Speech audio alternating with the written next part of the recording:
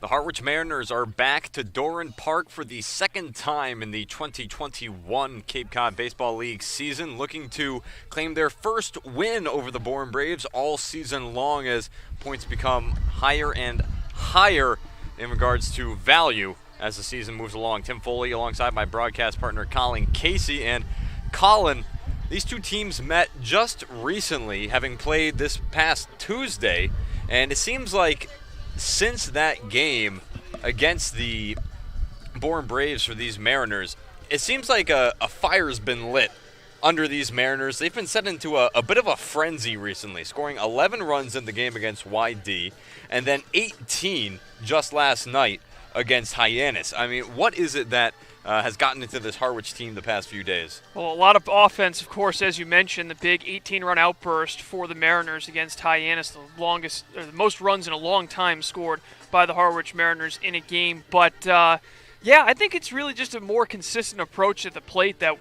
we've been seeing from the M's, and the pitching's been feeding off of it. Yeah, yesterday was a bit of an aberration, giving up 16 runs. Keep in mind, 10 of them came in the final 2 innings, so all things considered, the pitching has kind of fed off the bats, and it's a lot easier to go out there on the mound, Tim, and pitch when you know you've got a comfortable margin, and we've kind of seen that from a lot of the Mariners' arms today, and Eric Raiselman will look to continue that trend on the mound for the Harwich Mariners tonight.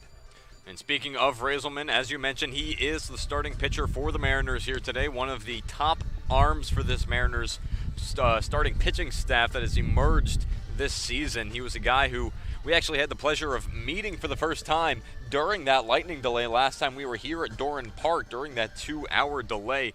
Raiselman's numbers so far on the season across 12 and 2/3 innings pitched. He's got an ERA of 2.13 with 22 strikeouts. He's only walked 4 batters and only allowed 8 hits.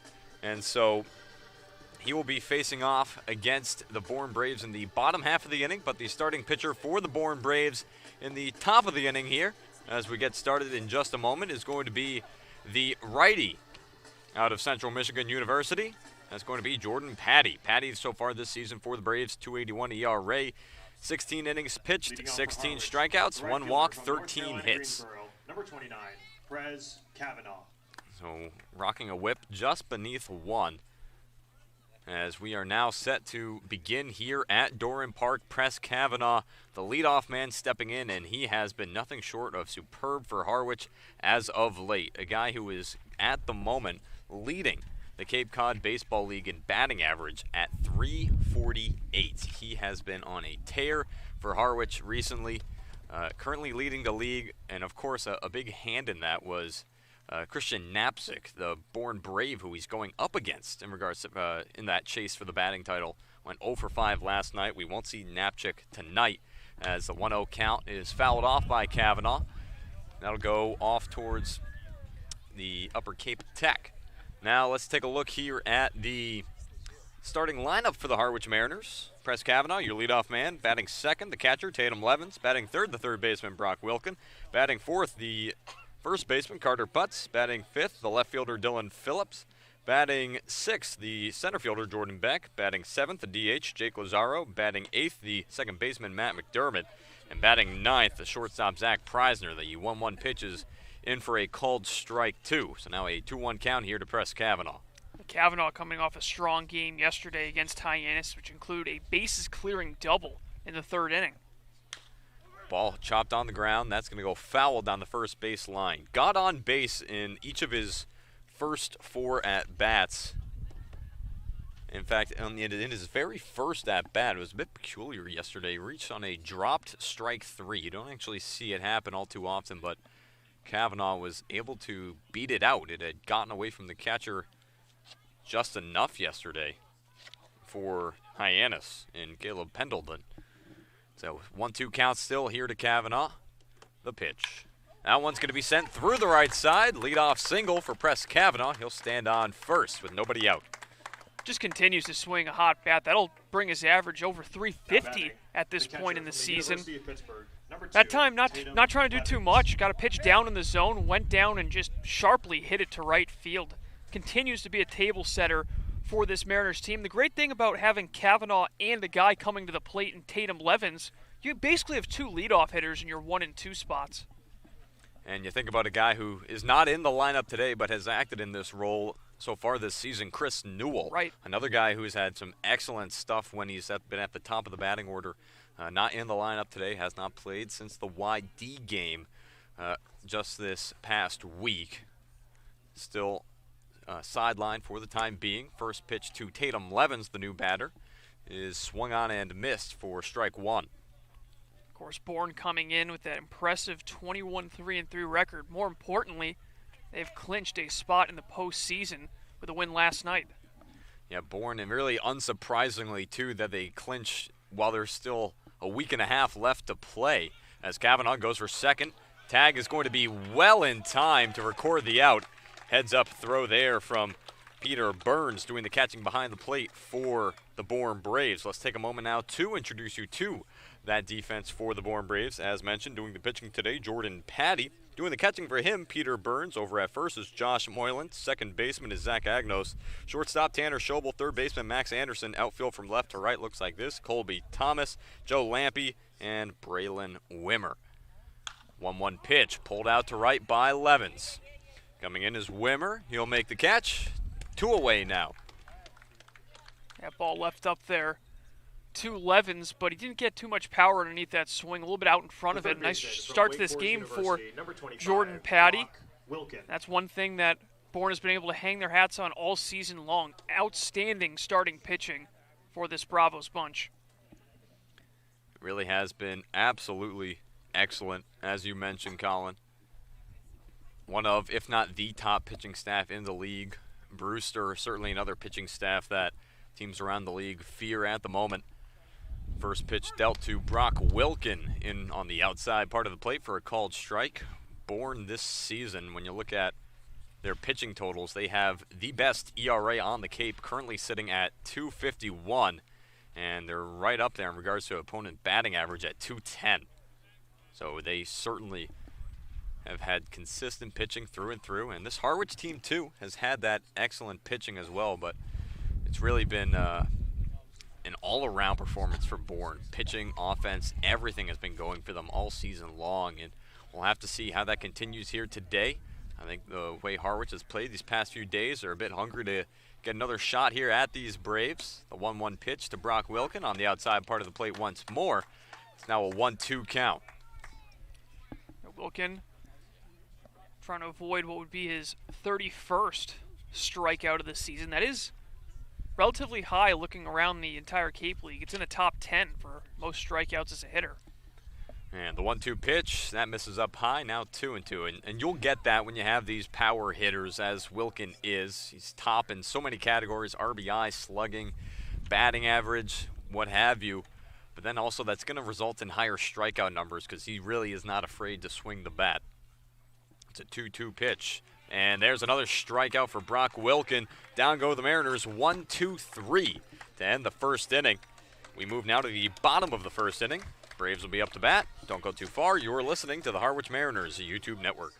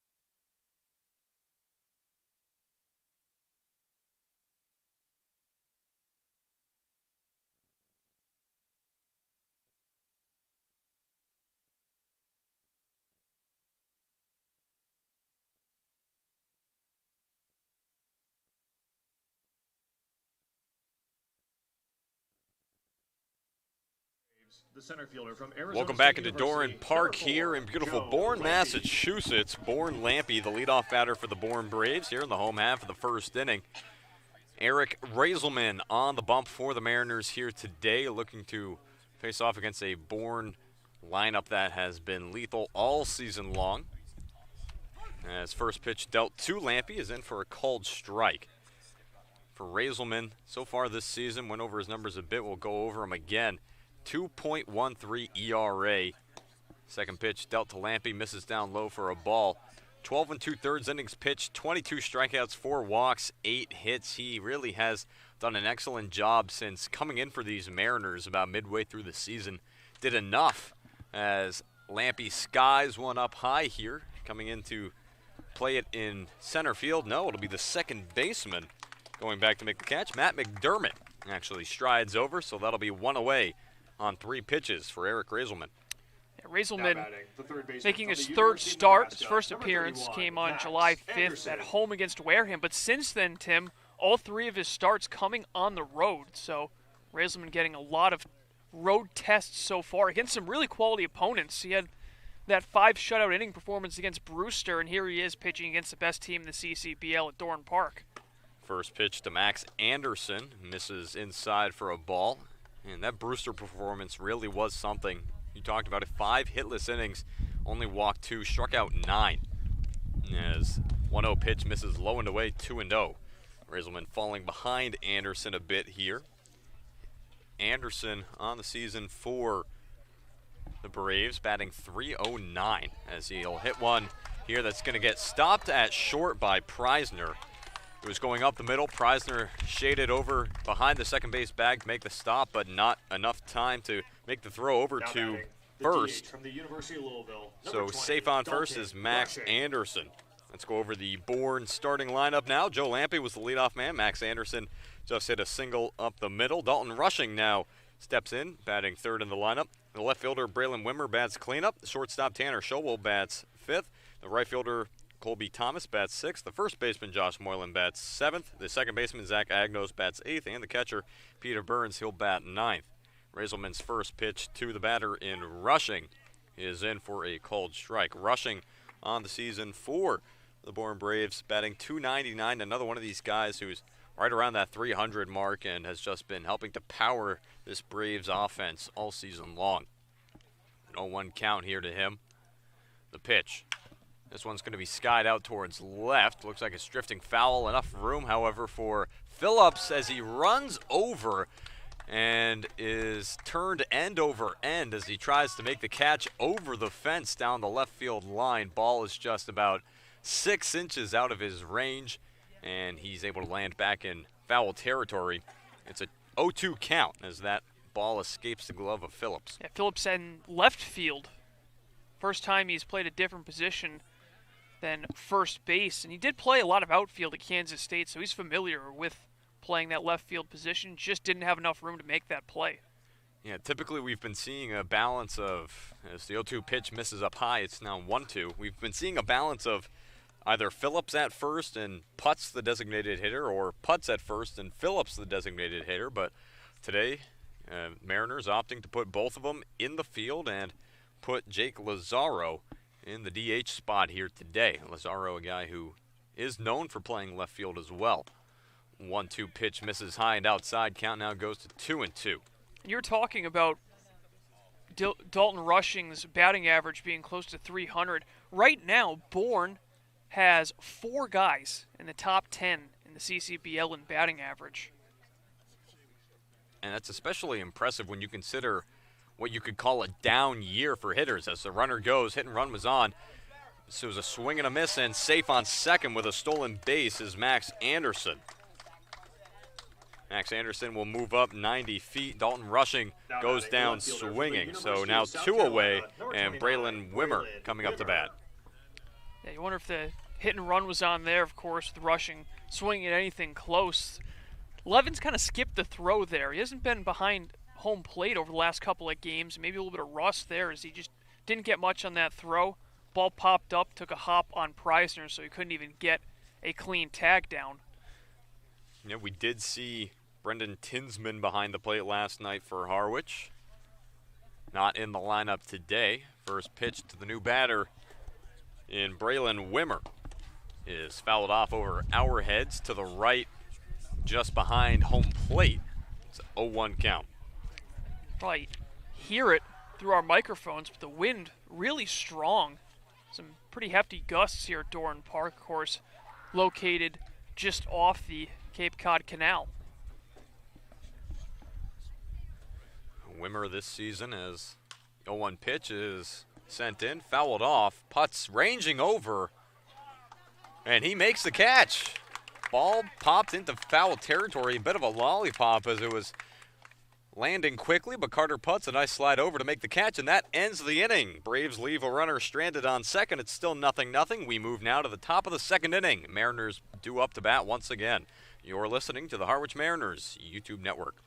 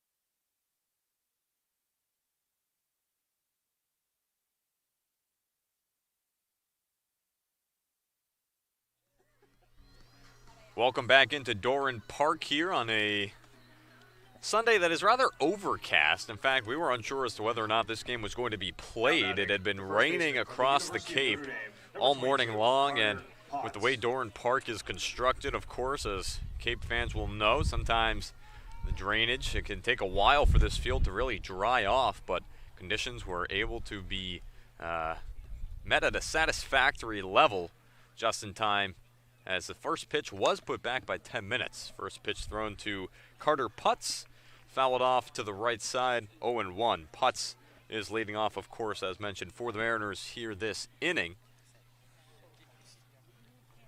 It's behind in the count here, 0-1. 0-1 pitch from Patty, misses up high for a ball. Yeah, credit to the grounds crew getting this field in shape. Doesn't even look like it rained. Really good condition, all things considered. Of course, Bourne's a pretty far ways away from Harwich, but there's a decent amount of rain throughout the morning and early afternoon. 1-1 pitch is fouled off. Count now moves to 1-2. It was, and you know, it's fortunate that this game in particular was able to be played because, again, as we mentioned before, this is a game that I'm sure Harwich, as soon as they beat Bourne, or they lost to Bourne in the fashion they did, giving up 6 in the 9th inning last week, I'm sure this was a game that a lot of these players circled coming up soon and are now back facing off against this team. It's a 2-2 count here to Carter Putz after the 1-2 misses up high. So we'll see Dylan Phillips, who's on deck, and Jordan Beck, who is in the hole. 2-2 pitch. Putz hits it off the end of the bat towards the second baseman Agnos. Throw on to first in time, 1 away. Yeah, Putz kind of reaching for that pitch. Good job there from Patty keeping it away from Carter Putz, who does a lot of damage on those inside pitches. Just kind of hits a soft ground ball to the right side of the infield, and easy play at second for Agnos. And now we have Dylan Phillips. Phillips for the Mariners since coming on has been really, really excellent. Batting .370 as he takes the first pitch he sees, chops it over to second, and similar to Putz, mark it down 4-3, ground out. Now 2 outs here in the second. Yeah, Patty, nice job of keeping the ball down in the zone, not allowing the Mariners to elevate here. You wonder if that was part of the scouting report, because the M's drove a lot of baseballs yesterday, a pair of home runs against the Harbor Hawks, and that's something that this Braves team does well. They pay attention to trends, and it's a big reason why pitching staff has had so much success this year. And that is an aspect of this Mariners game that you want to pay attention to. This Harwich team has been hitting a lot more extra base hits recently. First pitch into Jordan Beck, Off speed, misses down low. Count 1-0. Of course, the big game to watch outside of this one, if you're a Harwich Mariners fan, is the YD Brewster game, which is well underway at Stony Brook. The Red Sox 4-3 leaders over the Whitecaps. 1-0 pitch in for a called strike, 1-1, and that was a game where Brewster was winning 3-0. Were they not, Colin? It was at least 2-0. I'm not sure if it ended up growing to 3, but yeah, Brewster getting out to a strong start, and they're a tough team to beat at home, so YD looking to do just that. 1-1 pitch misses down low, count now 2-1. And you look at that, and it's really a win-win for Harwich no matter what, because say you have YD wins that game, then you gain ground on the Whitecaps should you be able to come away with points here today against Bourne. 2-1 pitch, fouled straight back by Beck, and bounces off the brick wall behind home plate right back out into the infield. And then imagine, should Brewster win, that helps to create space between Harwich and YD for that second playoff spot. A difference already of 6 points between YD and Harwich, a gap that is slowly increasing, helped by the win that Harwich had. Harwich currently on a 3-game win streak, YD on a 3-game losing streak at the moment. Yeah, there's a difference. 2-2 pitch skipped in the dirt, count now full. Of course, nothing really matters in that game unless Harwich can take care of business here against Bourne, but that's certainly easier said than done. And we're going to have to really be paying a lot closer attention to the standings once the final week comes around, because it's by points per game, which not as easy as just seeing how many points a team has. As Beck fouls one straight back, count will stay at 3-2. The Mariners have been really competitive in all 3 games they've played the Braves, but doesn't really matter if you're not able to come away with a victory. 0-2-1 against Bourne this season. Yeah, that first game was the 4-1 defeat against Bourne early in the season. 3-2 pitch just misses down low. Nice eye by Jordan Beck to be able to draw the walk. He'll be moving down to first base. This brings up the designated hitter, Jake Lazaro. Great patience from Beck, who's another guy with high strikeout numbers this season for the Mariners. Fastball just missing below the knees, and the M's have a 2-out base runner. A lot of the runs that they were able to score in yesterday's game, they put them on early in the inning. Now they're going to try to do the opposite and try to score with 2 away. And that's something that we've seen from Harwich this season, is plenty of 2-out offense. As first pitch to Jake Lazaro misses up high. Patty, not a guy who walks batters very often, as that was only his 2nd walk of the season across 16 innings pitched, 17 if you count that first inning already thrown here today. 1-0 pitch, and for a called strike, now 1-1. Jake Lazaro this season for Harwich. Have not seen him as a regular in the lineup all too much recently, batting 190 on the season. 4 hits on 21 at-bats. He's also been walked 3 times. We've largely seen him come into games in a pinch running capacity. He has a lot of speed as an outfielder. Of course, today, the designated hitter. He's come in and he's made the difference in a few games, being able to come in and help force the issue. And pickoff attempt over at first. Josh Moylan thought he had Jordan Beck pinned just before Beck got his hand back into first. It was a close play, but Beck was able to slide back in safely. Count still 1-1 here to Jake Lazaro as he awaits another pitch. Yeah, Mariners lucky to not make their 2nd out on the base paths in as many innings. Another pickoff attempt to first. Beck slides back in safe. And we've seen that this year a few times too on both sides of it, where pitchers will try to pick guys off and it'll actually succeed. I think I've seen it more here than when watching Major League games. 2-1 count now as pitch to Lazaro misses low and away.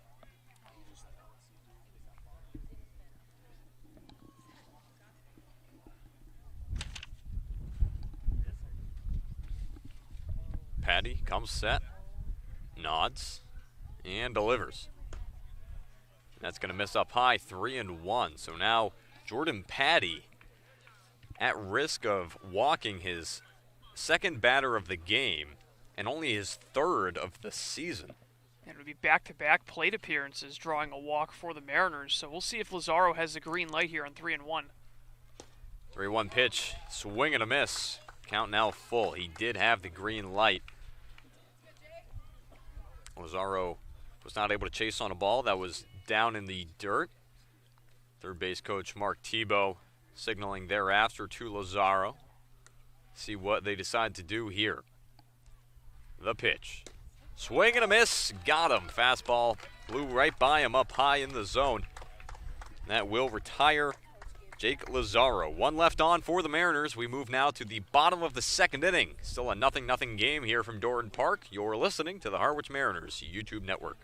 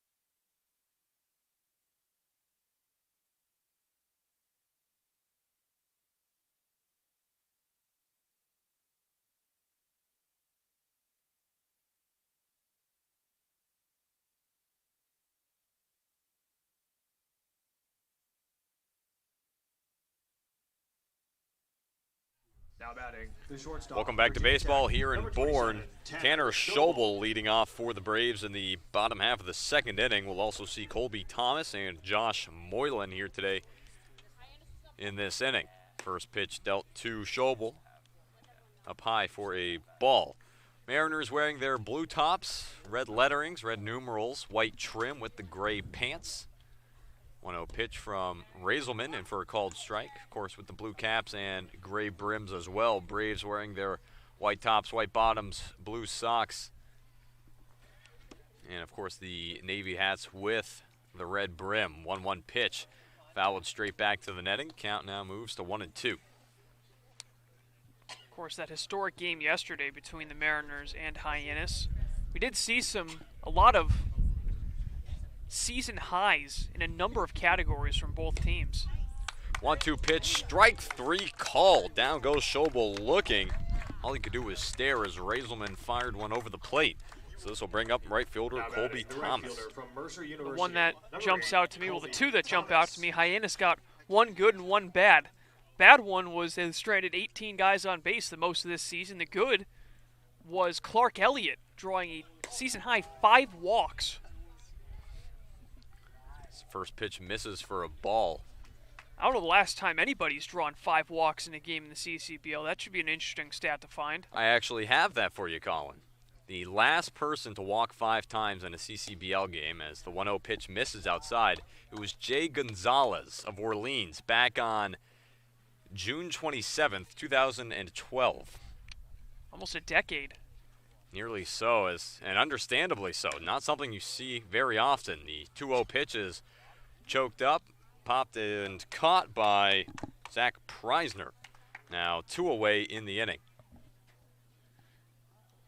This will bring up Josh Moylan, the first baseman. The first baseman from East Carolina University, number 35, Josh and Moylan. Clark Elliott, just another note on him in that game yesterday, also became the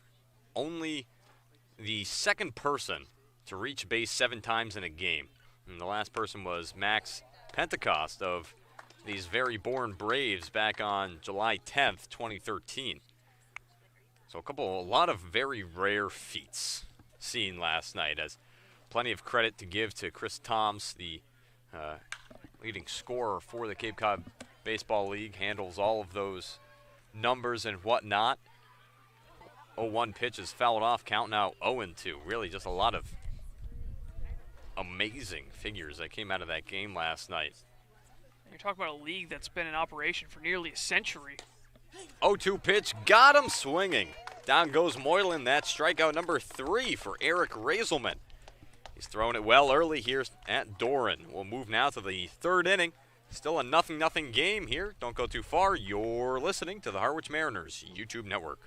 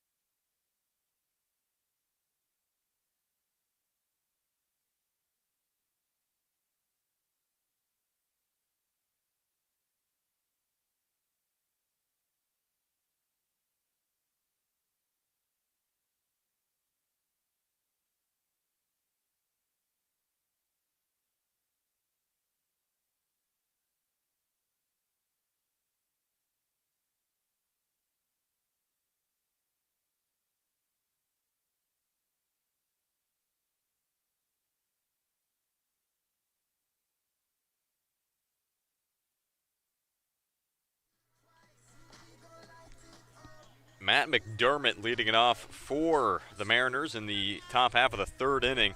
It'll be the 8, 9, and 1 batters due up. We'll see Preisner and Kavanaugh as well this inning. Second baseman from Coastal Carolina University, number 13, Matt McDermott. And so far for the Mariners this season, McDermott has played in just 4 games coming into today. This is his 5th. And he has been struggling a bit at the plate as he fouls back the first pitch out of the glove of Peter Burns behind the plate. McDermott on the season batting .083. He's got 1 hit and 12 at-bats. It was a double.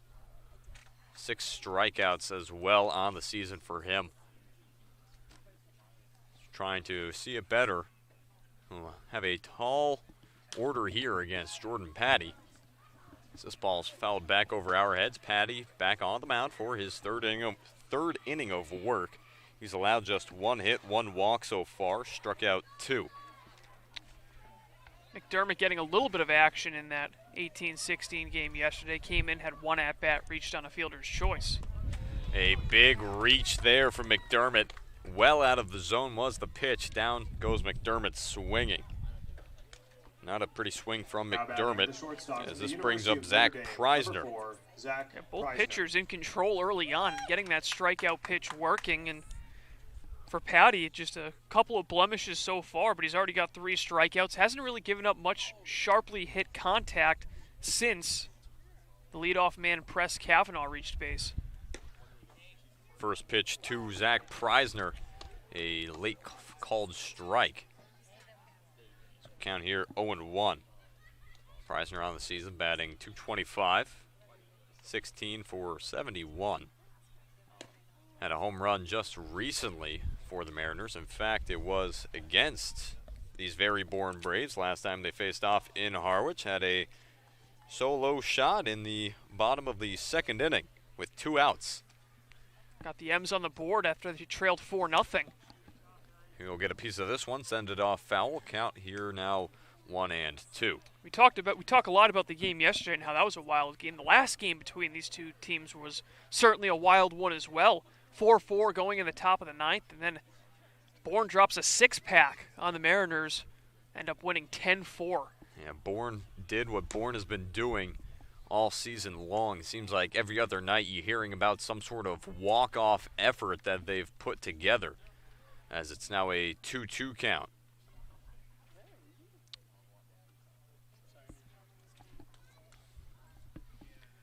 pitch. Chopped on the ground over towards third. Max Anderson plays it on a hop. Throw on to first. Pitch was up high.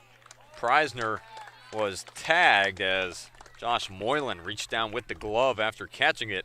Applied the tag, 2 away now. Anderson throw a little bit high on that one. Anderson has not committed an error yet this season. And that was dangerously close for that being his first one. The throw really pulling off his first baseman, Moylan, but a great job by Josh Moylan to come down and just barely get the tag on Preisner before he's able to get his hand in at first. And so now we have Press Kavanaugh again, back to the top of the order for the Mariners.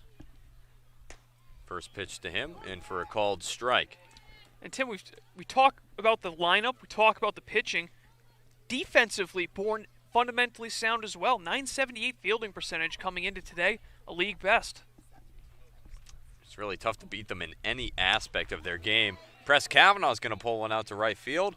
Diving to make the catch. How about that defense? Colby Thomas. Ask and you shall receive. There's 3 up, 3 down for the Mariners in the top of the third. We move now to the home half of the inning. Still 0-0 from Doran Park. You're listening to the Harwich Mariners YouTube Network. And the 10 teams.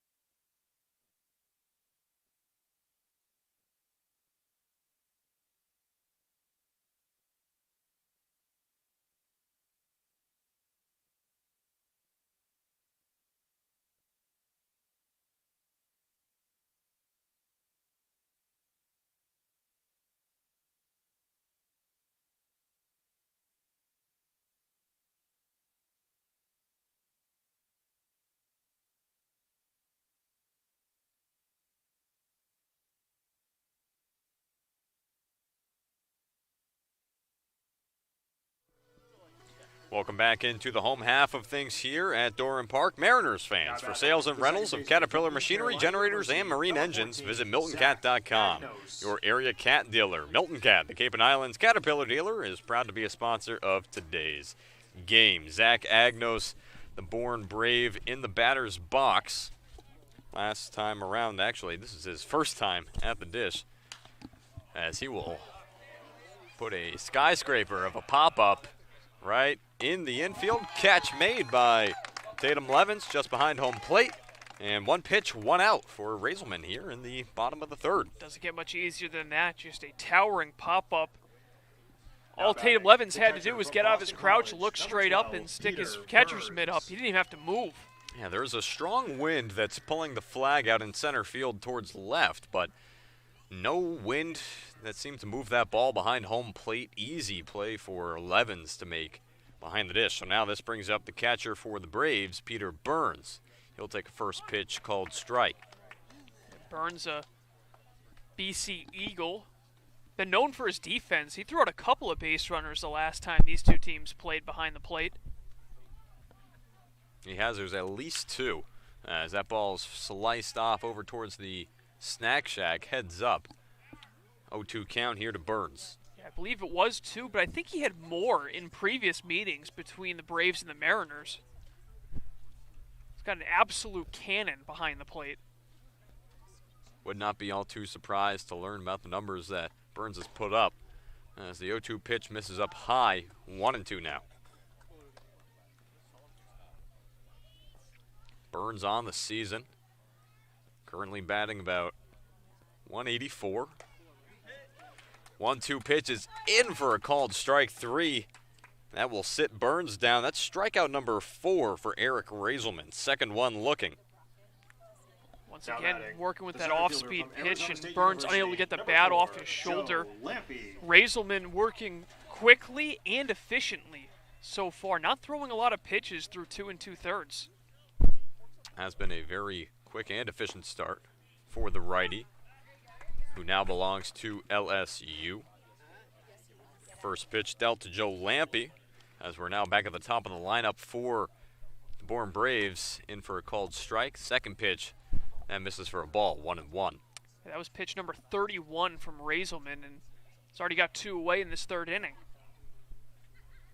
1-1 pitch. That's in for a called strike. Off-speed pitch on the lower inside portion of the plate. A nice location from Razelman. He's ahead in the count, 1-2. The 1-2 pitch. Slice straight back. A line drive goes off the netting. We could very well be seeing a preview of the CCBL Championship Series, of course. Still a long ways to go, a few weeks out.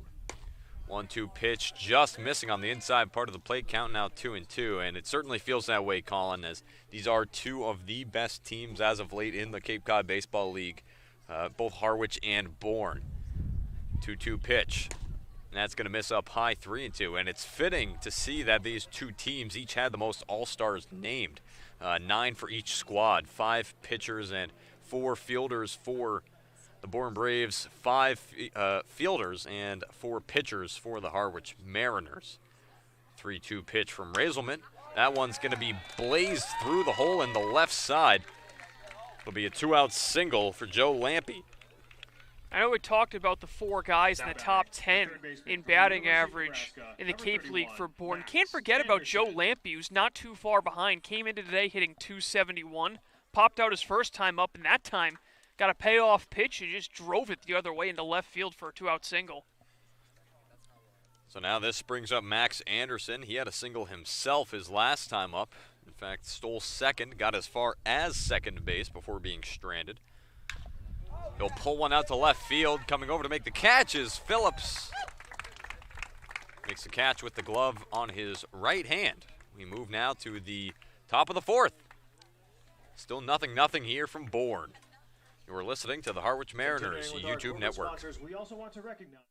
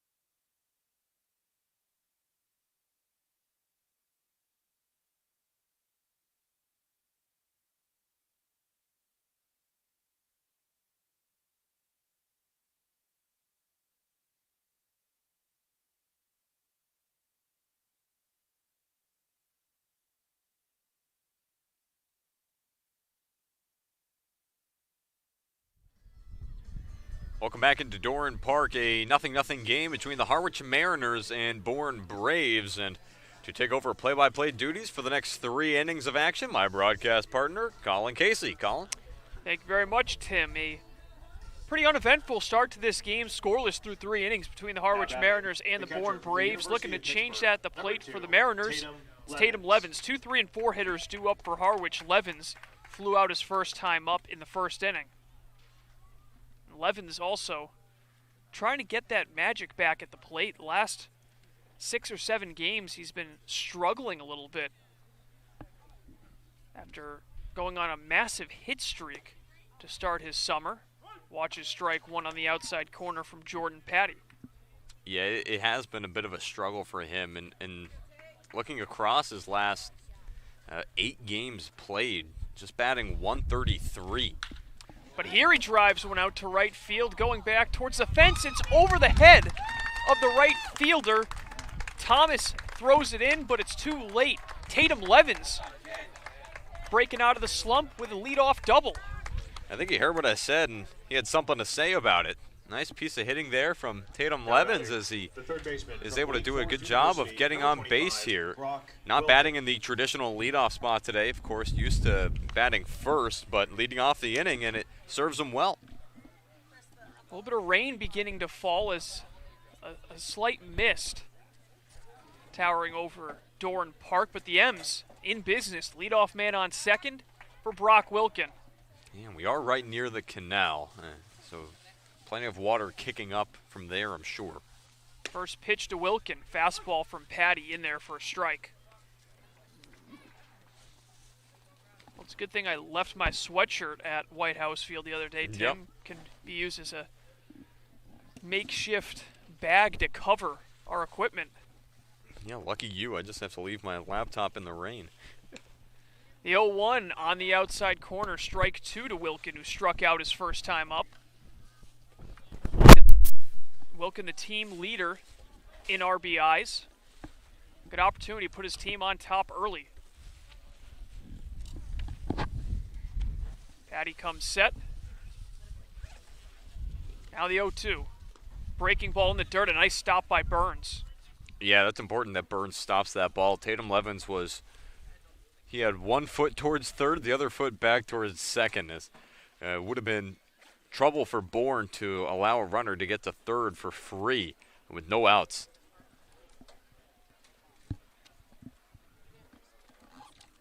Patty comes set. The 1-2. Breaking ball lined into left field for a base hit. Levens looks over his shoulder and then holds at third. He stumbles a little bit. So it's a single for Brock Wilkin. That'll put runners at the corners with still nobody out. The first baseman from the University now Levens kind of just number 22, Carter using his Potts. feet to dig out a bit of a wet spot just beyond the third base bag. And that's one of the troubles with this park, is we talked about before, drainage here at Doran Park, not the greatest. It happened in 2019 where it would rain, teams would lose a home game due to rain, and Bourne would lose 2 home games because the field would just be that unplayable for days after the fact. So not too surprising to see some issue spots in the infield so far. But good start to the inning here for Harwich. 2 on, no outs. Here's Carter Potts. First pitch swinging, and he fouls it back.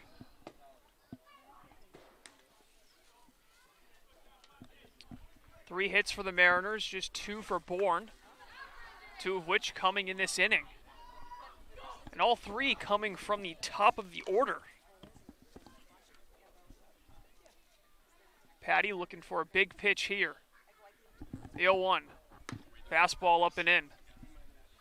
And it's really unsurprising to see that it's the top of the order once again producing for Harwich. I know traditionally that's where you'll have a lot of your guys who are going to get hits, but in particular for Harwich, it seems like every game it's the first 3 guys who are in this lineup who just put in work and get on base and really help contribute to this team.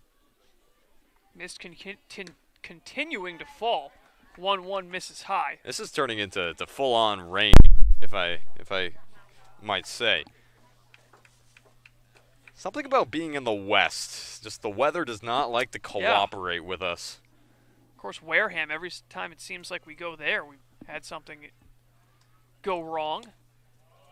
Fastball misses down and away 3-1, and Bourne as well. We had the lightning delay, then the rain delay. Yeah, that was especially peculiar. And, strange enough, you have the 2-hour lightning delay, as common as those are. There's another rain delay thereafter.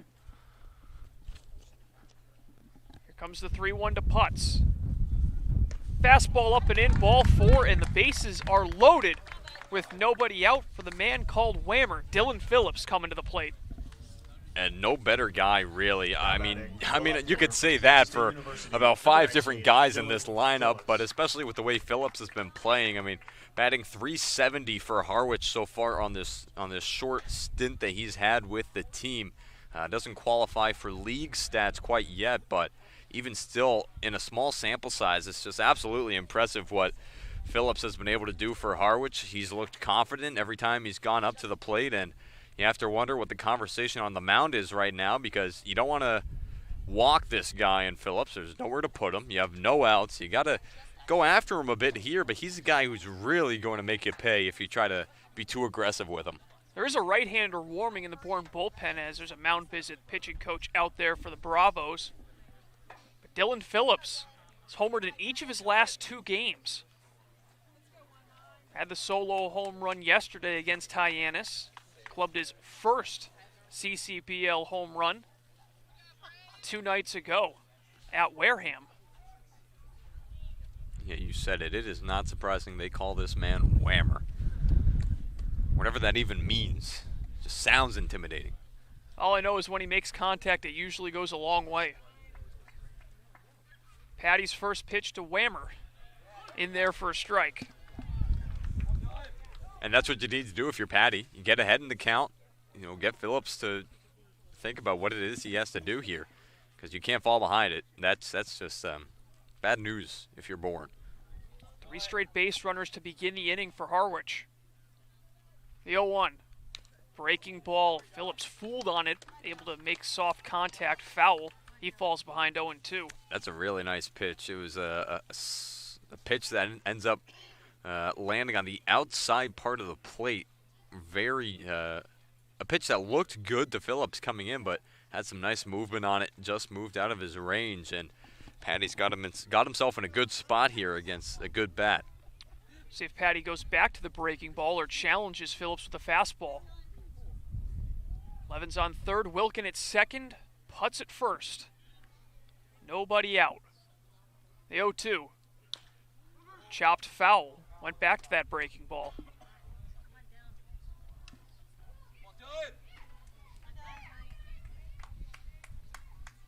Rain still falling lightly.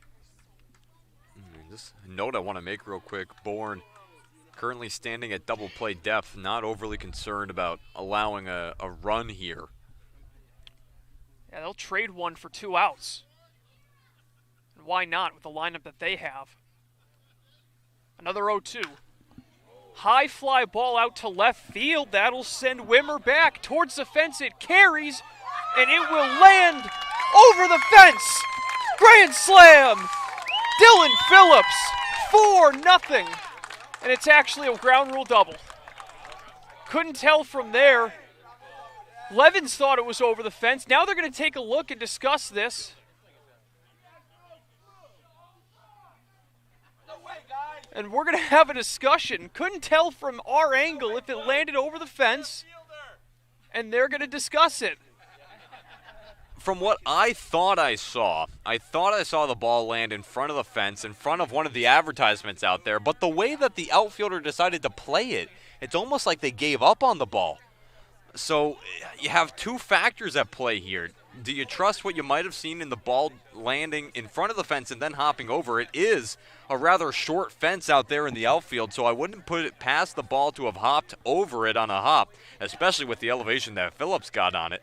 But just it's so bizarre to see an outfielder give up on a play like that when he was well within the reach. And they're going to call it a home run. So after that discussion, it is a grand slam for Dylan Phillips, his 3rd home run in as many games.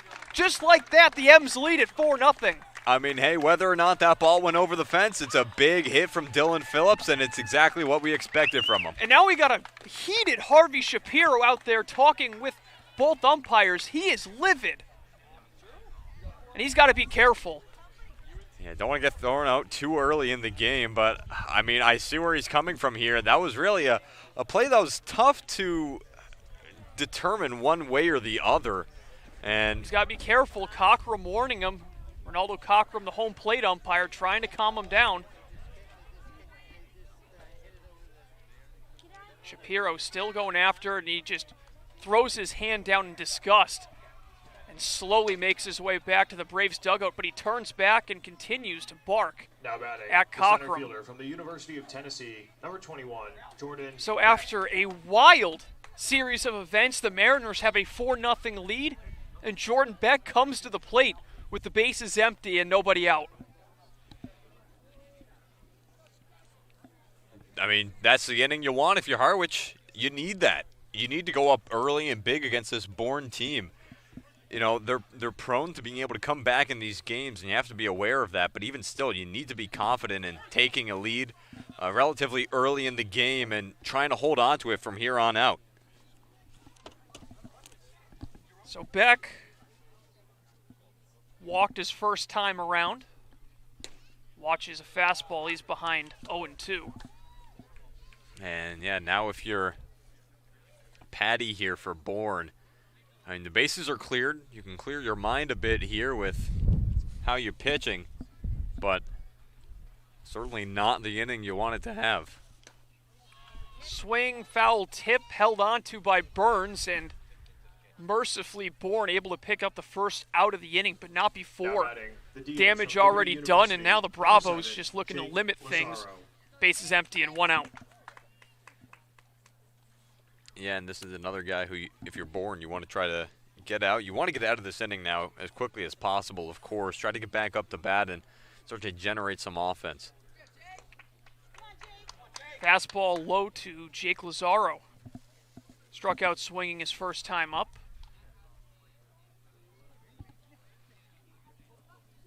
Lazaro, usually a left fielder for the Mariners, but DH in this one, he swings late, comes up empty.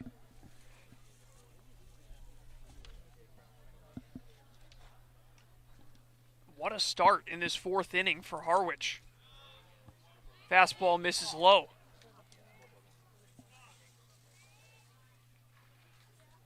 Things really quieting down here at Doran Park as the Braves faithful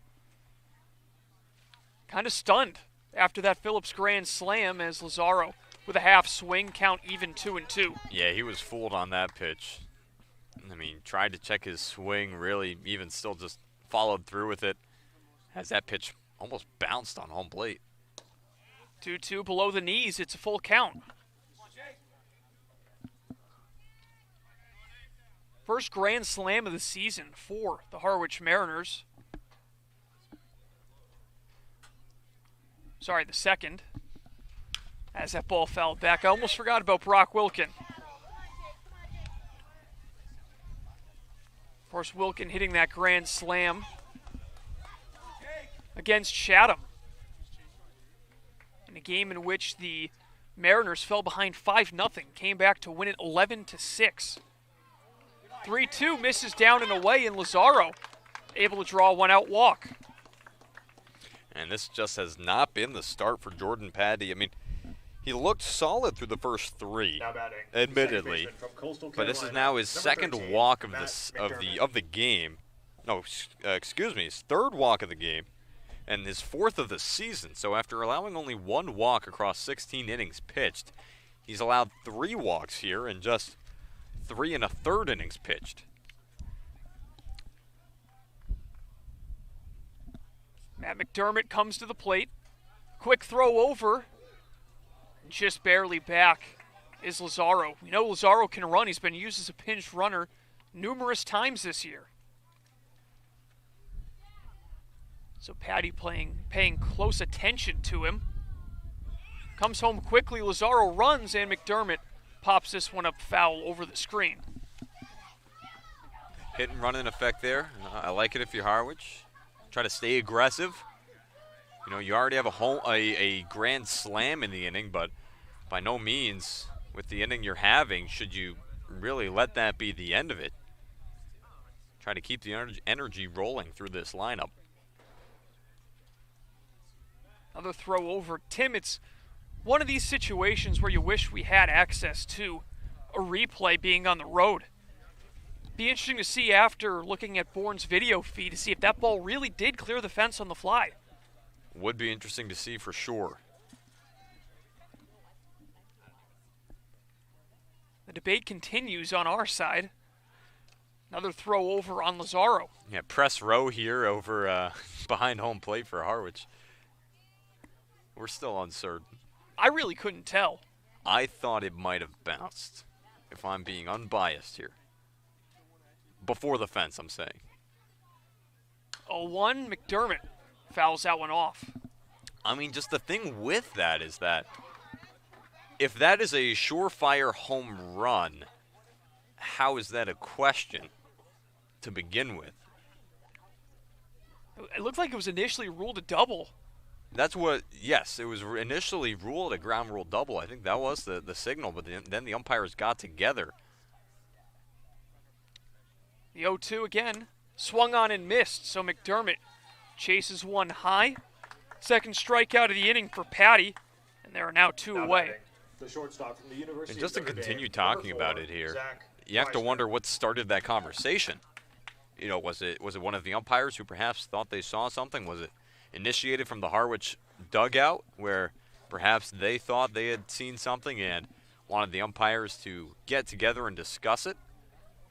However it happened, it was a big call, and while still at least 2 runs would have come in, now there's 4 on the board. Lazaro takes off as Preisner swings at the first pitch he sees and fouls it to the right. Zach Preisner 0 for 1, grounded out to third, last inning.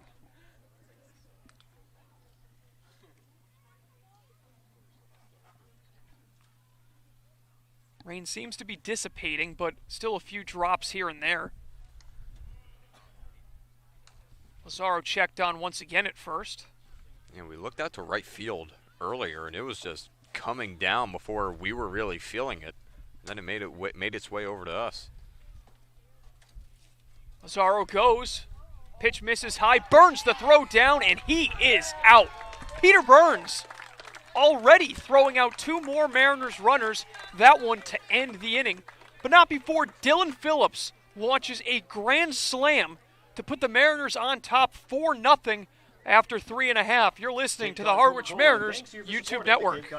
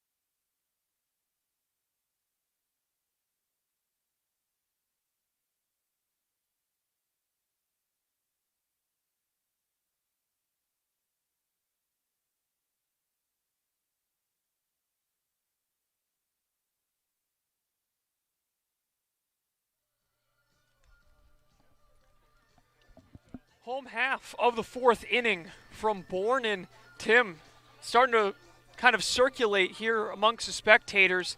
Doesn't appear that ball left because we saw some yells come from the Bourne side. They must have looked at a replay, and yeah, we just heard someone yell, "Twitter doesn't lie." That it could not be more wrong. I'm sorry. I'm not saying that the call was wrong, but the claim that Twitter does not lie, yeah, I don't know about that.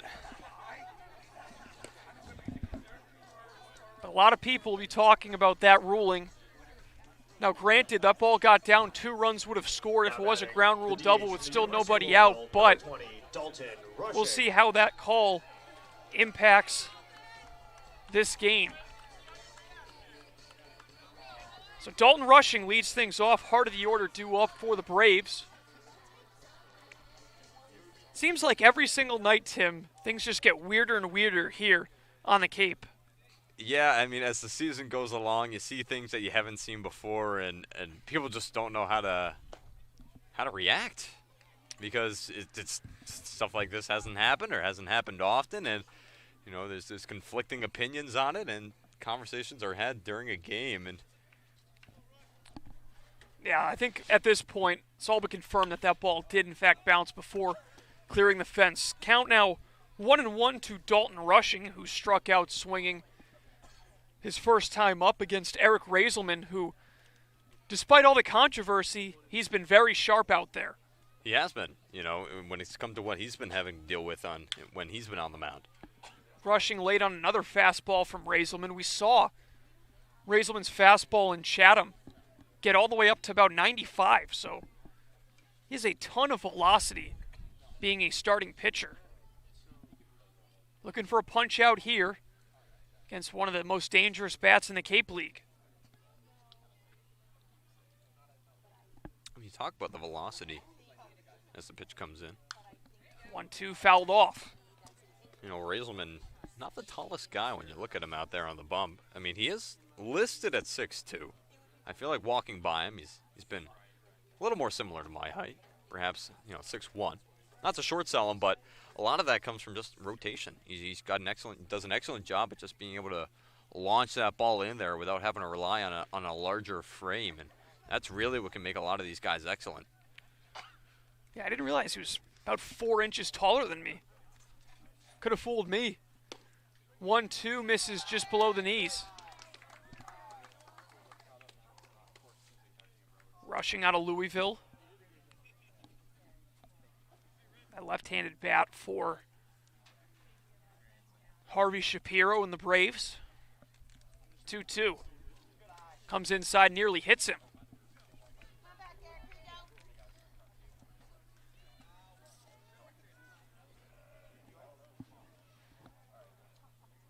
Tim, it seems like the Braves were due for some bad luck.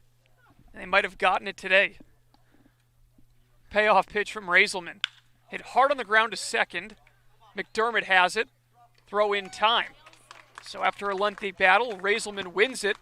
1 away to begin the bottom of the fourth. It does feel like Bourne has had their stretch of luck, and that they don't get a call to go their way here. You just need to be able to kind of forget that. I mean, if you're the pitcher in Patty, of course, you want to try and have a short memory, but also if you're these position players for Bourne, you need to stay locked in at the plate. Braylon Wimmer watches strike one.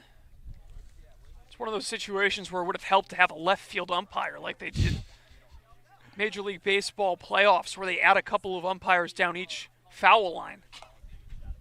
Count even 1-1.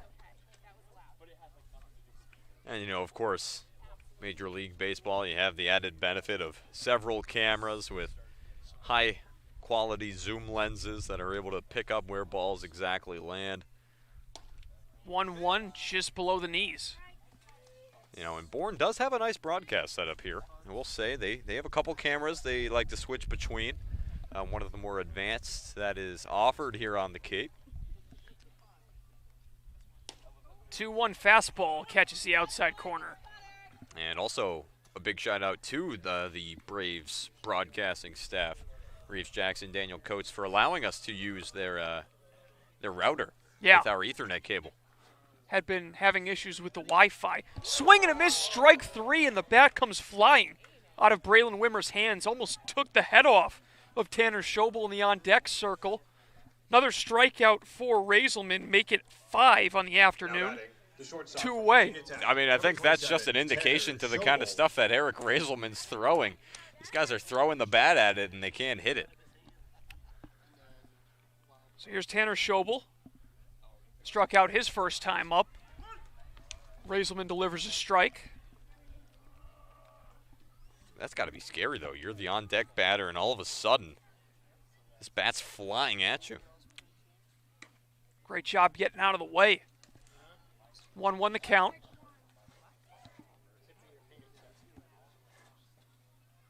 Mariners scored 4 runs twice in a game against the Braves this year. 2-1 the count. However,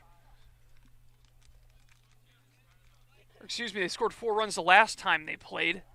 Wasn't enough. Bourne actually scored 4 against them in a 4-1 win. Fastball misses just outside, so that inning alone equaling the most runs scored by the Mariners in a game against the Braves this season. Yeah, and I'm confident in telling you that they are not done when it comes to trying to add runs at the plate. 3-1 from Raiselman is fouled off. You know, if this is a team that has Hyannis, who's able to put up 16 against them, Harwich is going to want to be able to drive plenty across the plate. Not that they don't trust their guys on the mound night in and night out, but you never know what can happen, especially against a good team like Bourne. Payoff pitch misses for ball 4. I think Raiselman might have thought he had the inning ended, but said it's a 2-out walk for Tanner Schobel. That'll bring up Colby Thomas, the right fielder. Yeah, there were a couple close pitches in that at-bat, but a really nice eye by Schobel to be able to lay off of them. And he's now on base. Righty against righty. Raiselman from the stretch. First pitch breaking ball. That's a strike. Thomas popped out to short his first trip. Of course, he had that big walk-off home run here at Doran Park against Falmouth not too long ago. 0-1 just outside. 4 runs on 4 hits, no errors for Harwich. No runs on 2 hits, no errors for Bourne. 2 outs here in the bottom of the 4th. Swing and a foul tip into the mitt. Yeah, Raiselman reaching back for something a little extra on that last pitch. Don't have a radar here, but have to imagine that one sitting somewhere in the mid-90s. 1-2 pitch. Swung on and missed, strike 3. 6th strikeout for Eric Raiselman. Make it 4 shutout innings from the right-hander, soon to be of LSU. And the side is retired. We head to the 5th, 4-0 Harwich. You're listening to the Harwich Mariners YouTube network.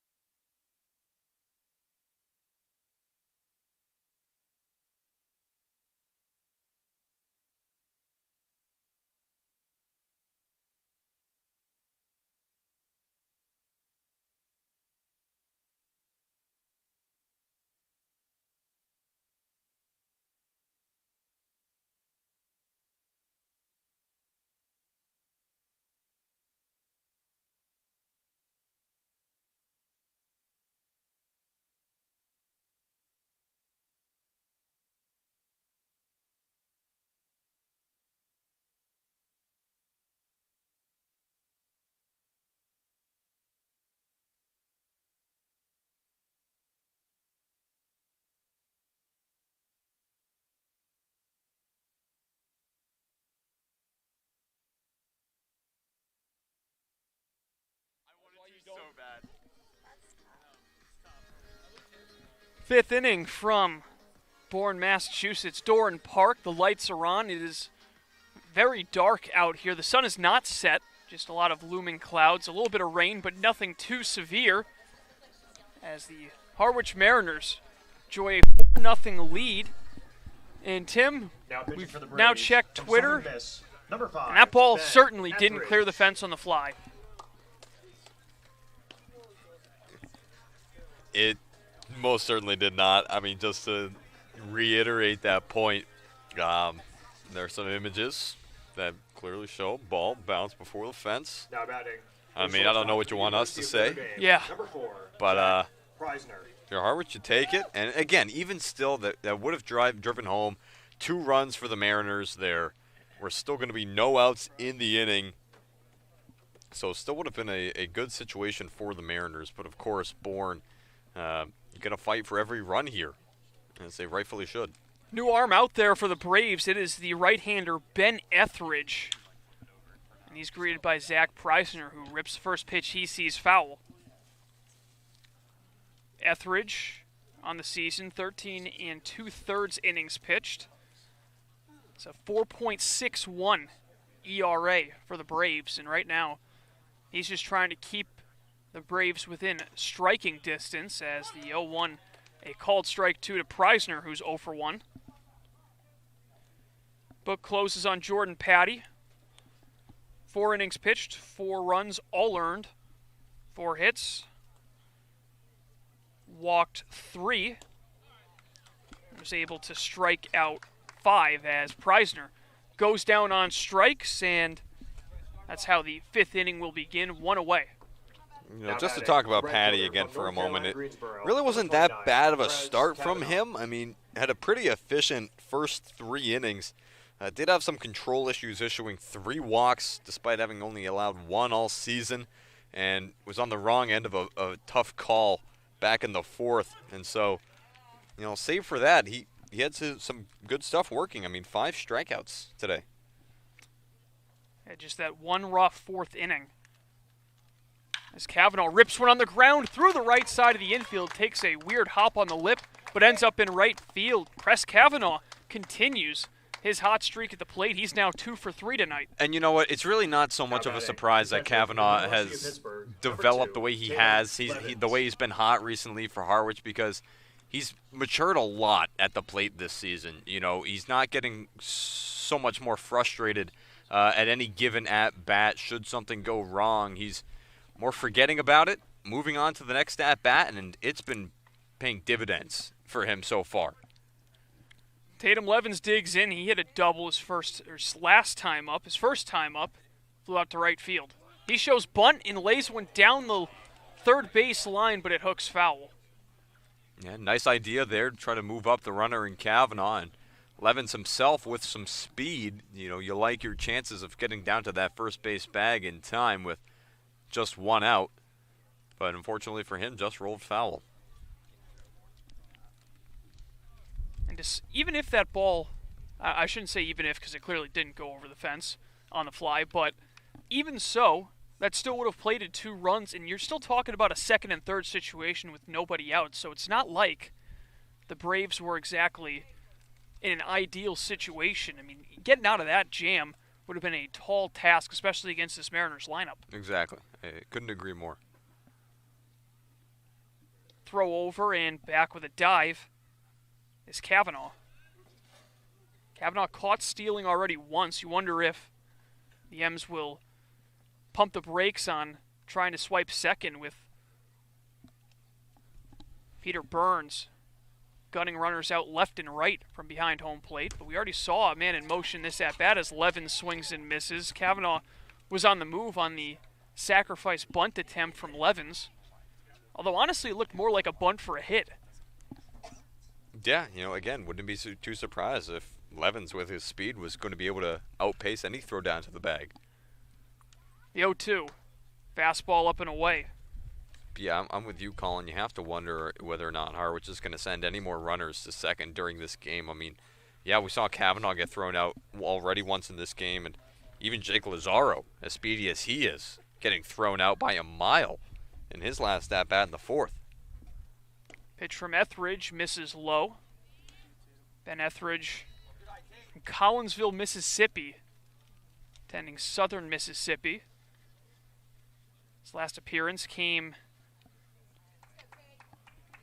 2 nights ago against Orleans, where he went 2/3 of an inning. 2-2 Levens. Goes down on the backdoor breaking ball, a late strike 3 called, and it's out number 2. Yeah, didn't really agree with that one there. Had a bit of a talk with the home plate umpire, and the third baseman from Wake ultimately Forest walking back to the dugout a little bit stunned. Wilkin. So here's Wilkin, 1 for 2 with a single and a run scored last inning. Came around on the grand slam, quote unquote, from Dylan Phillips. A quick throw over, Cavanaugh back with a dive.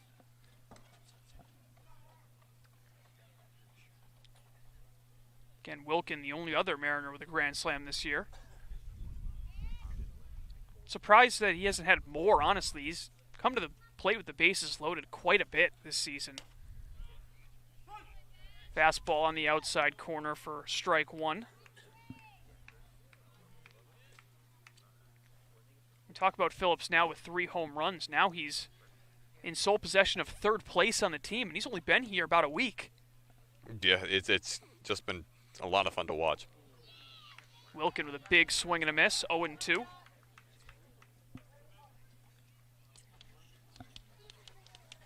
Mariners looking to make it 4 in a row, which I believe it'd be season high, 4 wins in a row. The pitch, swing and a miss as Wilkin goes down on 3 pitches. Etheridge able to strike out the side, and Kavanaugh is stranded at first. We head to the home half of the 5th inning. Halfway through this one at Doran Park, Harwich 4, Bourne nothing. You're listening to the Harwich Mariners YouTube Network.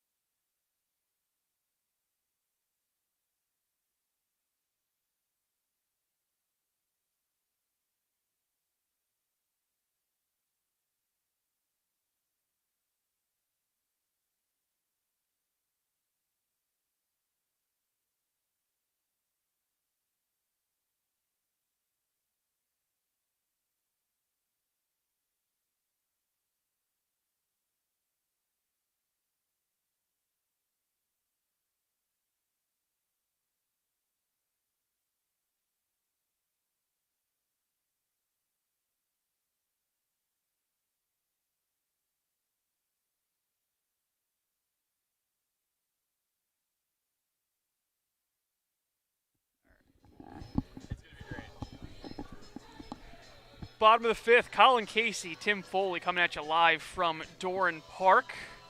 Eric Raiselman out for his 5th inning of work, and despite all the controversy, Tim, I should say, an outstanding performance so far from Eric Raiselman, and we have been accustomed to seeing it from him all season long. Yeah, he's been unfazed by what's going on the other side of the ball. Really not that there's all that much hubbub about it anymore, but he's looked good as he has all year. It's another solid start to him. So far, 6 strikeouts through 4 innings of work, and he's got the back 3 in the lineup here due up, and he'll do his best to try and sit him down. Could be in a position to go 6 innings. We haven't seen that much this year. I believe Trey Dombrowski, one of the few Harwich Mariners that have gone 6 innings. First pitch to Josh Moylan misses outside.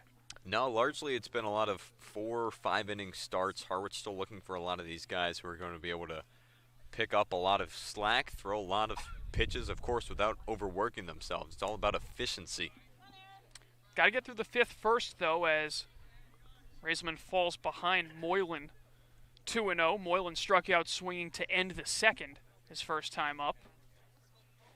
Raiselman with his 62nd pitch, and it's fouled back.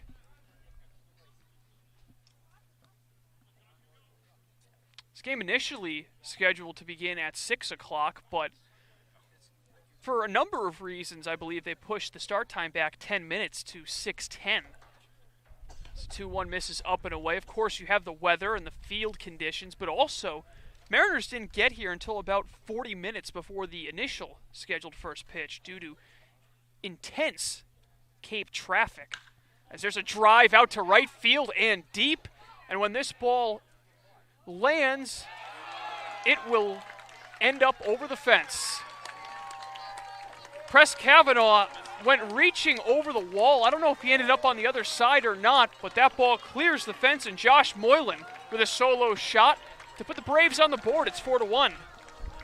Yep, a big piece of hitting there from Moylan. Tough to give that up to the leadoff man if you're Raiselman. You had the back three in the lineup. You're hoping for a quick, efficient inning, but the batter gets the better of you there, and now it's just time to forget about that one, move on to the next batter. Number 14, that was a towering shot. And this game starting to feel a little similar, except the reversal of what we saw last time.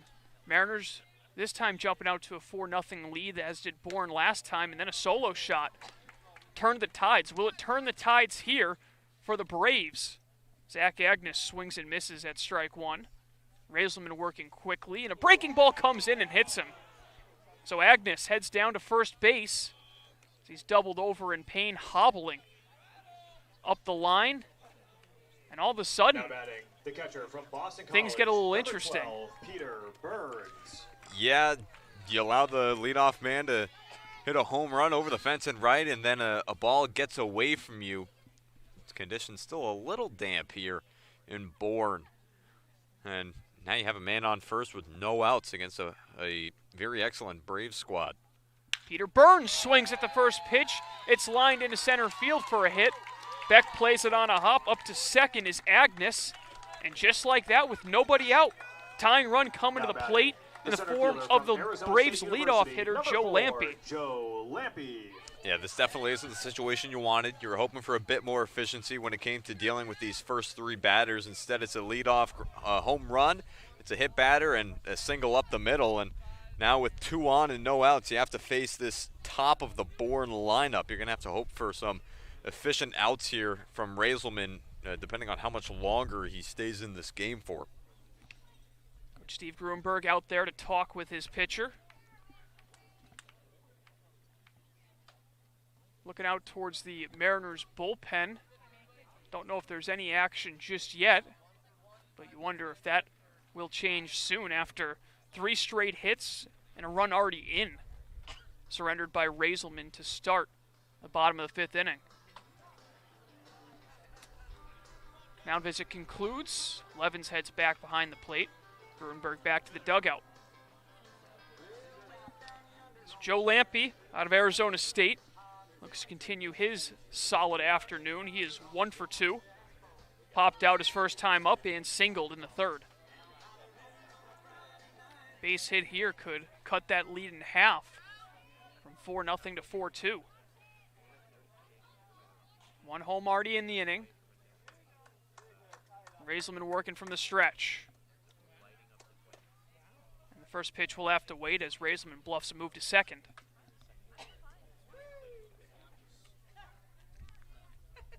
Lampe, the left-hander, awaits the first pitch. He shows bunt, pulls it back, but it catches the inside corner. I mean, I think it's a good move if you're born some small ball. Raiselman, despite the shaky inning, he is still Eric Raiselman. So to be able to move runners up and try to manufacture some runs here, I think the right idea, down by 3 at this point. Long look in now, the 0-1. He shows bunt again and gets it down. Levens out of the crouch to field it, hesitates and throws. They call him safe. Did the foot come off the base? I thought the throw might have been in time. Regardless, Lampe is in there, and now Englert's going to come out, and he wants an answer. I thought that throw beat him.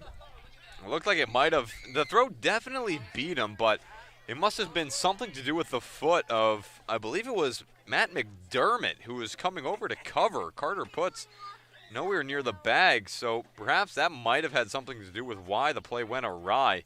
McDermott, not traditionally a first baseman. He was the one who came over to try and make the out. Jim Foncesa, the first base umpire, I believe he signaled that the foot did come off the base. It was a brief discussion with Steve Englert, and all of a sudden the bases are loaded with still nobody out.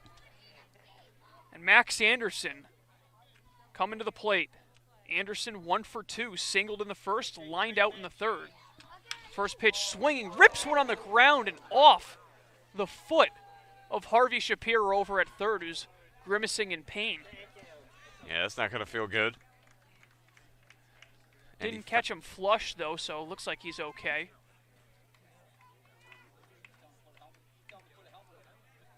And they're going to tell him to put a helmet on.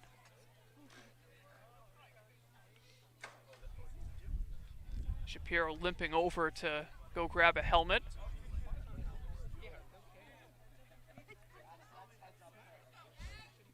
And so with that, play will resume. It's important.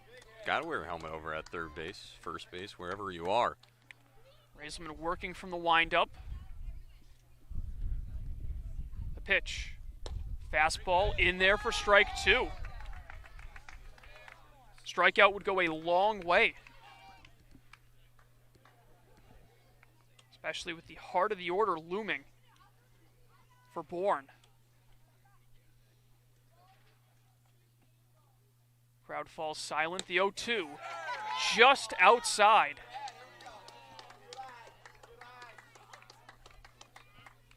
That one didn't miss by much, trying to get the fastball in the outside corner. Now the 1-2. Breaking ball, chopper, right back to Raiselman. He bobbles it, goes home, and that's all they'll get. Might have had a shot at the 1-2-3 double play, but Raiselman able to just underhand it to Levens for the sure out, and they'll definitely take that. So with the force out at home, the bases stay loaded with one away.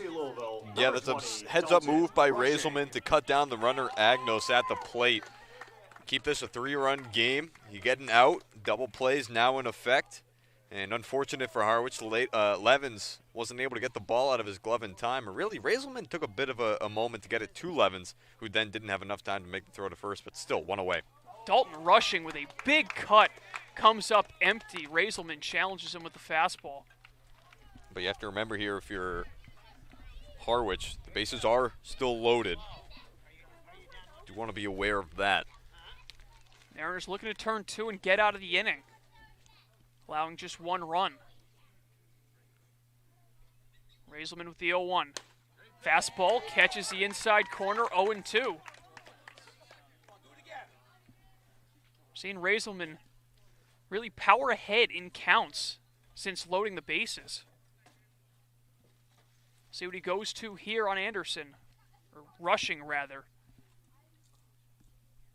The 0-2. Chopper to first, and it will make its way foul.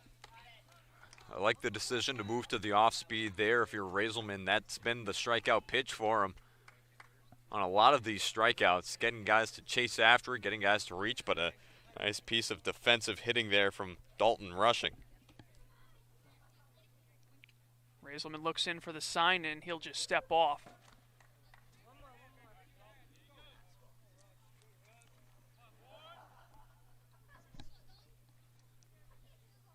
The 0-2. Hit on the ground and off the runner at third. That one caught Peter Burns. He was in foul territory, so no harm done. But, man, that got him right on the hip.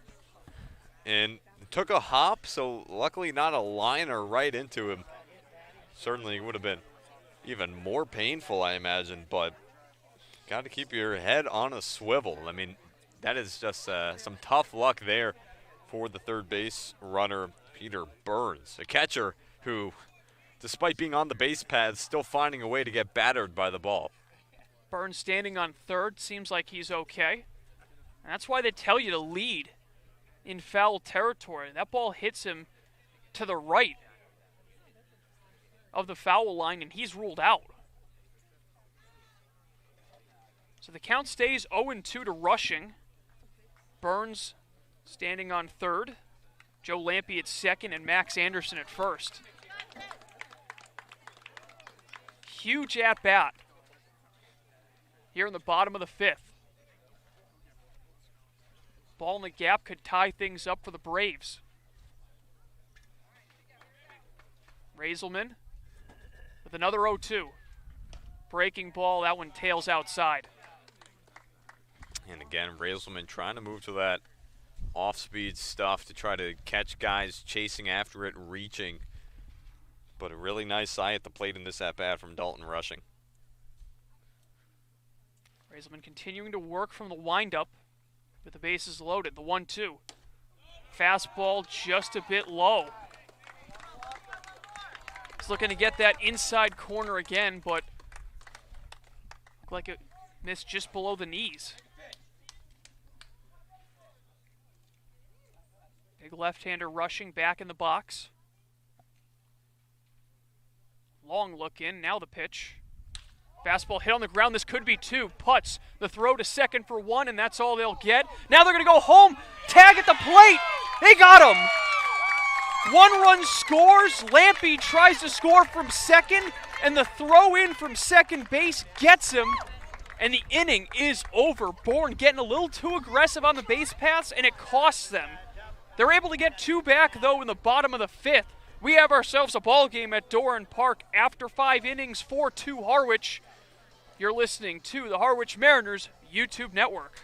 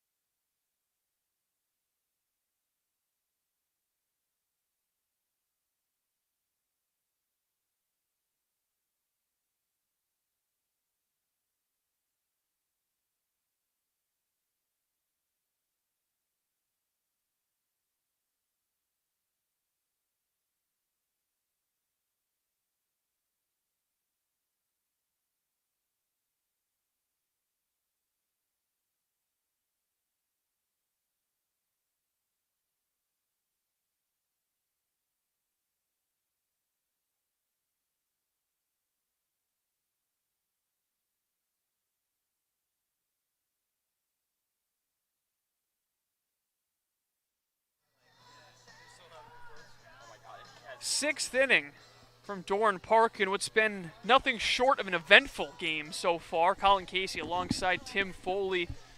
Mariners, if you're just joining us, went ahead in the top of the 4th inning after a grand slam from Dylan Phillips. Although the ball seemingly did not leave the playing field, it was ruled on the field, overturned in fact to a grand slam. That put the Mariners on top 4-0. And Josh Moylan with a solo shot, and the Braves add on another run in the bottom of the 5th inning. That is where we stand now, 4-2.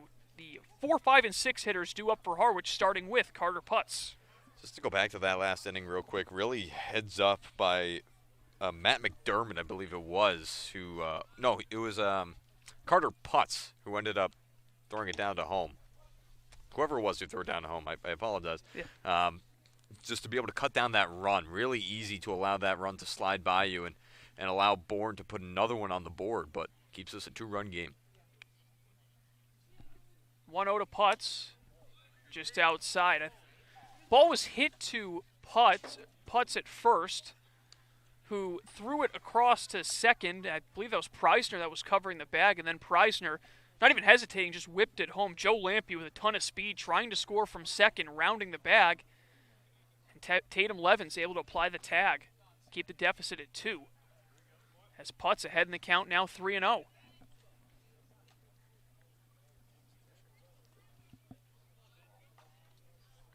Phillips waiting in the on-deck circle, looking to do more damage. 3-0 to Putz. That one over. As back on for his 2nd inning of work is Ben Etheridge, who looked great in the 1st inning. He pitched, surrendered a hit, but struck out the side. Looking to battle back against Putz. The 3-1 comes up and in, and that is ball 4. Carter Putz draws his 2nd walk of the night. The Mariners have the leadoff man on. Now batting, the left fielder from Kansas Yeah, a State bit more University, difficulty 19, for Dylan Etheridge Phillips. to open up this inning as opposed to, as you mentioned, Colin, that last inning where he was really throwing it well. Of course, gave up the last inning. Again, as you mentioned, give up the 1 hit. So we'll see how he responds here to giving up his first walk of this appearance. First pitch to Phillips, catches the outside corner. And Colin, what was it that Phillips did his last time up to bat? Depends on who you ask. But in this official scores book, he had a grand slam.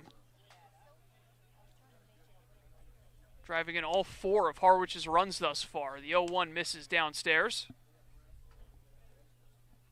Again, that ball hit out to left center field. Initially ruled a ground rule double, yet overturned into a grand slam. Long pause by Etheridge, now the 1-1. Breaking ball, and Phillips looked to hit that one over the fence this time, but he fouls it off 1-2. And again, I think just the biggest thing that forced the umpire's hand to overturn that was was how they gave up.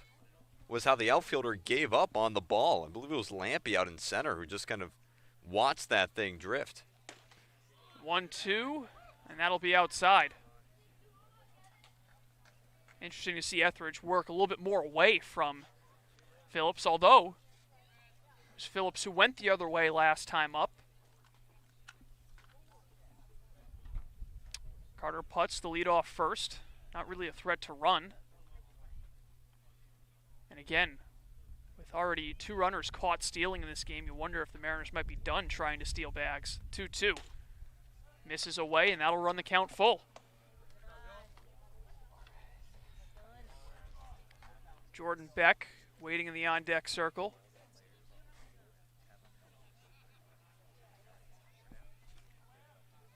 Mariners lead it 4-2. Now the payoff pitch. Swung on and missed as Phillips comes up empty on a breaking ball. And a big out number 1 for Etheridge and the Braves.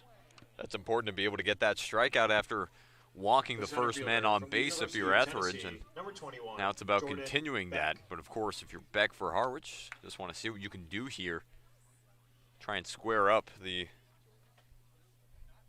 second hit that Etheridge would be allowing. Beck 0 for 1 with a walk and a strikeout. He's been the everyday center fielder for the Mariners over the last couple of days. Breaking ball in the dirt, replacing Chris Newell, who was injured earlier this week. Beck before that playing a lot of games in right field, and I believe a balk has been called as Carter Putz has been awarded second base, so just like that, the M's have a runner in scoring position. Don't see that too often. You know, Harwich getting a couple calls in their favor here today. So the illegal move from Etheridge puts Putz in scoring position for Beck. Etheridge comes set. 1-0. Comes up and in, and Beck has to duck out of the way. Etheridge losing a little bit of control there. The count 2-0. Yeah, that's always scary as a hitter too. You always want to try and expect balls coming in the strike zone right about, a foot or 2 in front of you, but that for one to be coming at your head, to have to react to it at such a quick pace, otherwise you risk getting beamed in the dome. You've got to be cautious the rest of your at-bat. Fastball swung on and fouled off to the right. 2-1 now to Beck. We've got our first final of the night at Stony Brook Field. YD and Brewster finished tied at 4. Game called in 8 innings due to darkness. And so that puts, for the time being in the traditional standings, that puts Brewster a game and a half ahead of Harwich. Mariners are able to hold it on. They'll be able to pick up a half game on them. 2-1 to Beck. Fastball outside. Yeah, that's a situation, the tie there between YD and Brewster. You'll take that if you're Harwich because, of course, helps you if you win because then you gain a point on both of those teams. But if you lose a point on both of those teams. A little bit of a catch-22. A big insurance run standing on second right now for the M's. The 3-1 from Etheridge. Hit on the ground towards short. Putz retreats to second. The throw is in time. So Beck is retired for out number 2. Still a runner on second this time for Jake Lazaro. Lazaro looking to break out here, have a nice at-bat. He's currently 0 for 1 today with the Now walk. batting, the DH from Liberty University, number 7, Jake Lazaro. RBI chance for Lazaro. The lefty. Etheridge trying to make it 2 scoreless innings out of the bullpen.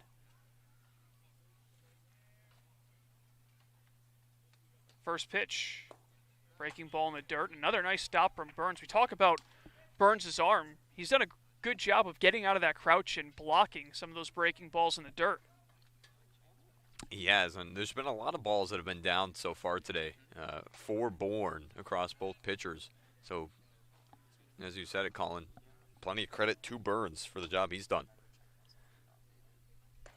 1-0 up and away. Mariners coming in at 15, 8-4 on the season. The big number, 9-2-2 against Western teams, and 3 of their 4 non-wins coming against the Bourne Braves.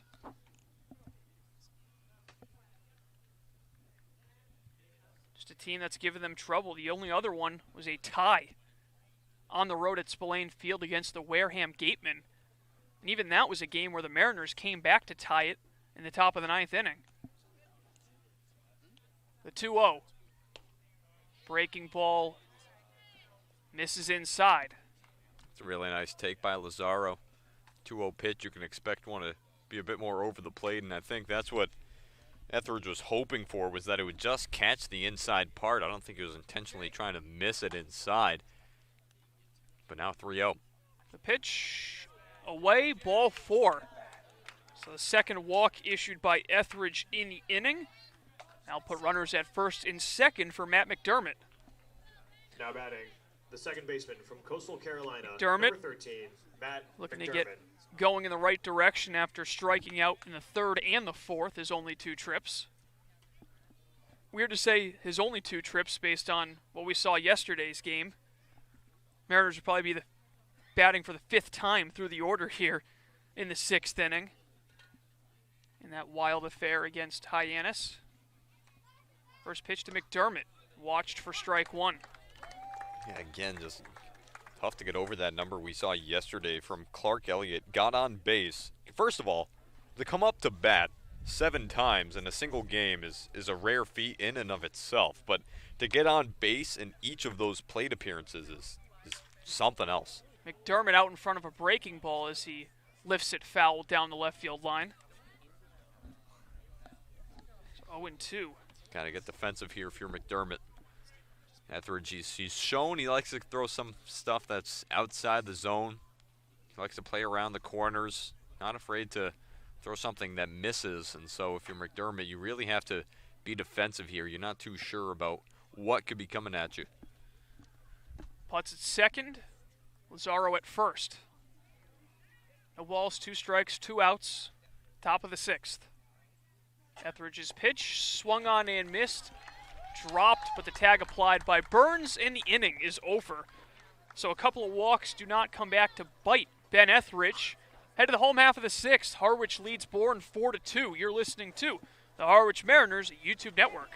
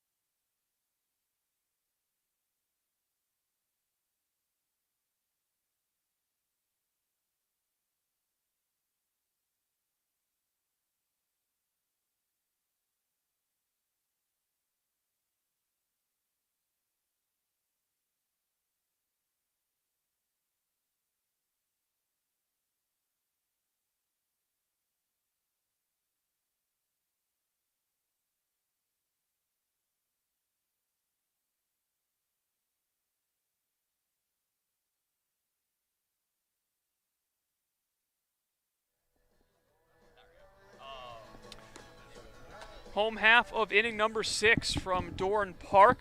Harwich Mariners looking to beat the Braves for the first time this season in their last regular season meeting. Of course, these two teams could always meet in the CCBL Championship, which is coming up as a lot quicker than we really expect him. This season has certainly flown by, and we're almost in that crunch time in August when the Cape League playoffs start in about 12 days. It's coming up less than 2 weeks to go, and you mentioned it earlier. This is something that, as that pitch almost did it bounce behind the batter, perhaps, in Braylon Wimmer. This is a game and really a series between these two teams all season long that's felt like it has a championship atmosphere to it. 2-0 count now to Wimmer as Raiselman trying to find the zone. He's out for his 6th inning of work. We'll see how long of a leash he has after surrendering a pair of runs last inning. And this one tagged out to center field. Jordan Beck takes about 10 steps to his left, makes the running catch for out number 1. You know, these are two teams that really feel confident in the way they've been playing baseball over the last, well, for Bourne all season long, and for Harwich really the past couple of weeks more so, you know, bar the first few weeks of the season. Tanner Schobel at the plate. Swung on and fouled straight back off the bricks. Schobel struck out looking his first time up in the 2nd and walked in the 4th.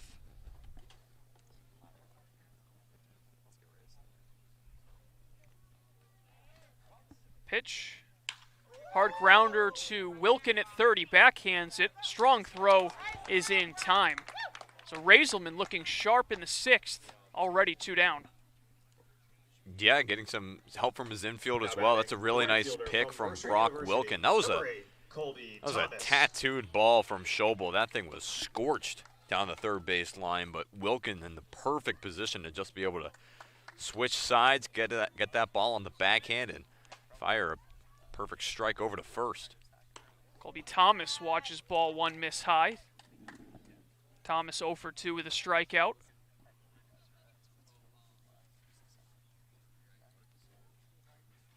Thomas out of Mercer.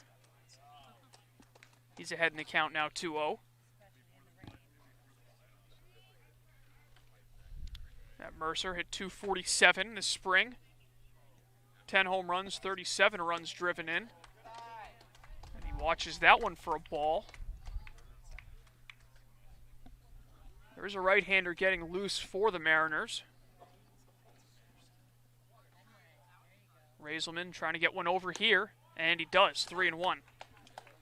Finally able to lower a pitch. I mean, all 3 balls in this at-bat so far for Raiselman. All of them have been thrown up high.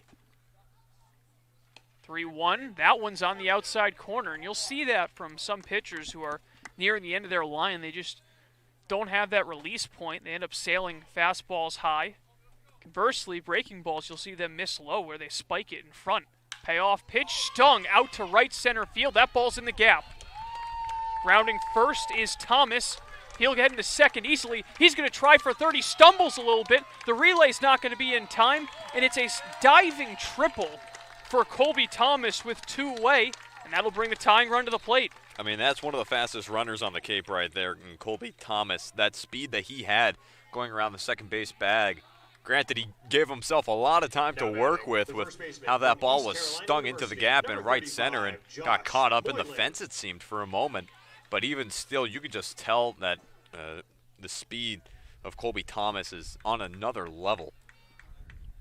Thomas just had 1 triple with Mercer this spring. And now he stands at 3rd. Steps Josh Moylan, who launched one over the right field wall against Raiselman last time up, and he watches a high strike. That's what you need to do if you're Raiselman. Get ahead in the count again. You know, you were behind last time, and while you got 2 strikes, it gave a lot of time for Thomas to be able to look at pitches and finally square one up. That one misses outside. 2nd triple this season for Thomas, and you have to assume that puts him probably towards the top of the Cape League. You don't see too many triples throughout the league a single player throughout the course of a season. Breaking ball, and Moylan way out in front of it.